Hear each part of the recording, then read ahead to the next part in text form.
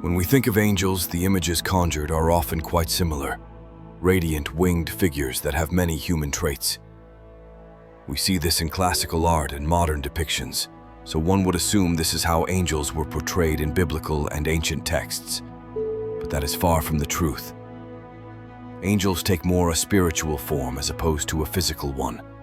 There is no real description of what an angel's true form is, but there are some descriptions of the bodies they assume. And they are very strange, so let's take a look at some of the different types of angels. In the 12th century, scholars divided the angels around God into categories based on a hierarchical system. In Christianity, this is referred to as the 3 spheres and the 9 orders of angels, because it describes a 3-tier system with 3 types of angel in each tier. But that's near the bottom of this hierarchy are the cherubim. The book of Ezekiel describes them as having 4 faces, each one representing something different. The lion represented wild animals, the ox domesticated animals, the eagle represented birds, and the human represented humanity. The cherubim had long, straight legs with hooves and 2 pairs of wings. You may also see them with regular feet and 4 pairs of wings. A much different appearance to the young, plump cherubs we would associate with figures like Cupid that stem from Christian scholars such as Thomas Aquinas, who characterized them as having a burning love for God. The Hebrew Bible mentions the word cherubim almost 100 times, but their purpose is still fairly ambiguous. The general belief is that they exist to guard the Garden of Eden, especially the Tree of Life. The cherubim, having numerous faces, has this almost chimera feel, but the human face is something more akin to a sphinx. The Seraphim are a type of angel that appear in Christianity, Judaism, and Islam, but their importance varies. In Judaism, they are middle of the road, but in Christianity, they assume the highest rank possible, just under God. The book of Isaiah describes them as having 6 wings. And one cried unto another and said, Holy, holy, holy is the Lord of hosts. The whole earth is full of his glory. From this passage we can gather that 2 of these 6 wings were used to cover their faces, 2 to cover their feet, and the last 2 they used to fly. The second passage describes them almost as cheerleaders, who fly around the throne of God spreading word of his glory. This description is not as detailed as the cherubim, so all we know for sure is that the seraphim were made up mostly of wings.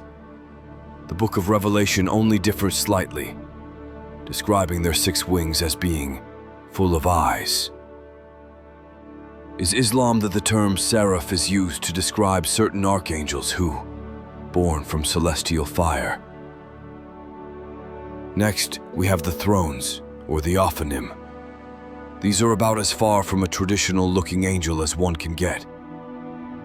In Christianity, the ophanim were entities that acted as chariots or transportation for the cherubim. They were giant interlocking wheels with wings and eyes that would reside in the part of the cosmos where material form began to shape. Like the seraphim, they also chant God's glory whenever in his presence. In Hebrew, ophanim refers to wheels of spheres. The Book of Enoch describes them as the many-eyed ones, and places them in the same category of celestial being as cherubim and seraphim. Their role here was much more than transportation. The ophanim never sleep and forever guard the throne of God. When Ezekiel has his vision of the great chariot, he describes all 3 of these angels as the guardians. But given the strange nature of what he's describing, some believe this was a hallucination. Others take this Ezekiel's account as an encounter with UFOs. So no one really knows where they came from and why they look so strange.